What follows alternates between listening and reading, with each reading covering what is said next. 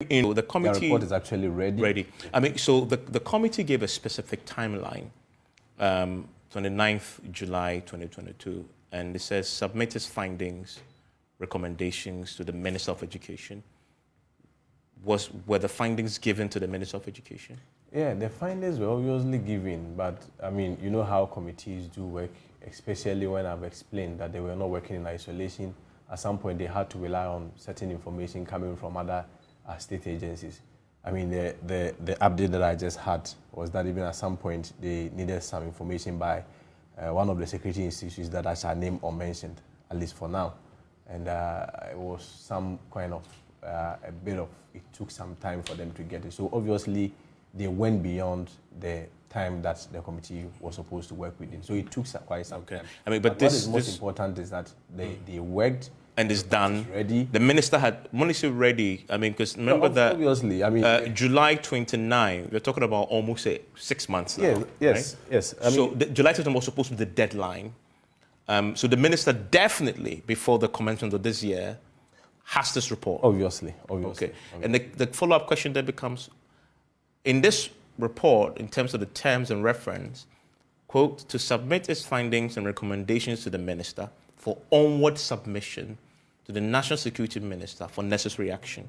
It begs the question, has it been forwarded to the National Security Minister, and what the Minister of Education himself, who I guess presides over the challenge, what has he done about it till now? Yeah, that's what I'm saying, that there were some recommendations from the committee. And of course, some of the recommendations borders internally, decisions that even the Minister for Education himself must take. There were other decisions that also had to, you have to rely on other institutions like national security, the police, and what have you. GS also had their role to play. But I mean, the point is that the report is ready. The Minister for Education have the report, and all consequential decisions within the report will be communicated. Like I indicated. But has he implemented any of it? It's been 6 month, close to 6 months since the work was apparently done. Yeah, the work was not done within the time frame. So there was they elapsed the time a bit. Exactly, because I earlier on explained that they had to rely on other state institutions with regards to certain information that they needed. So the report was not finished, I mean, within that 6 months that we may want to calculate. But I can confirm, at least for now, that the Minister for Education, the report has been ready. I mean, I asked that because the minister was spoken to in this documentary. Yeah. And from everything we've heard, maybe Manasseh didn't include it.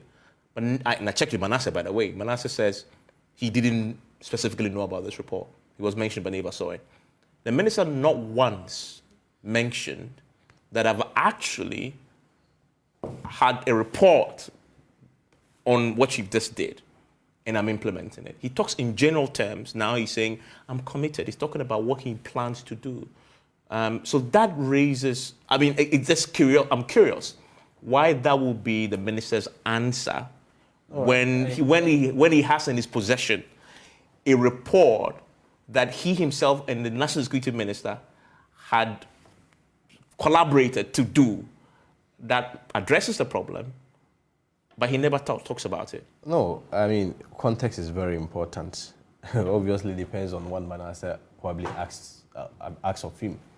And generally, what the minister said today and earlier on when Manasseh interviewed him was about broadly the interventions and the steps that he has been taking. I'm not sure the expectation was that he was supposed to limit himself to a particular document, because indeed, this is not the first time that we've taken any action when it comes to the CSSPS issues. I mean, you have heard of arrests in the past.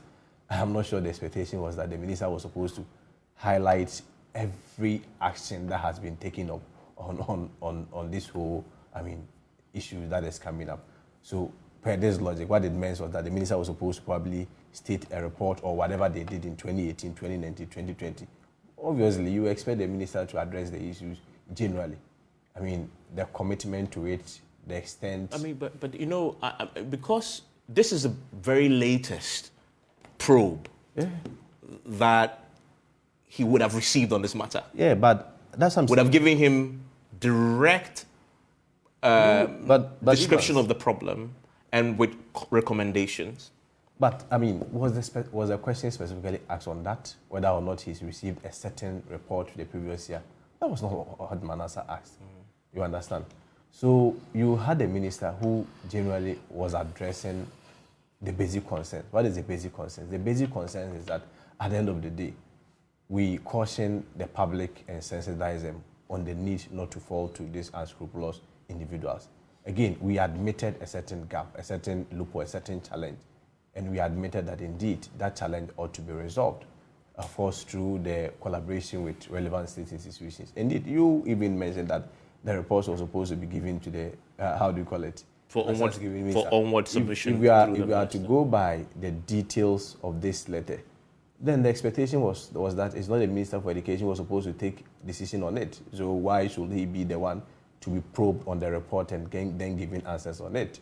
But for me, I mean, that is not probably what is the thrust of it. The thrust of it is that an investigative piece have again highlighted an existing challenge.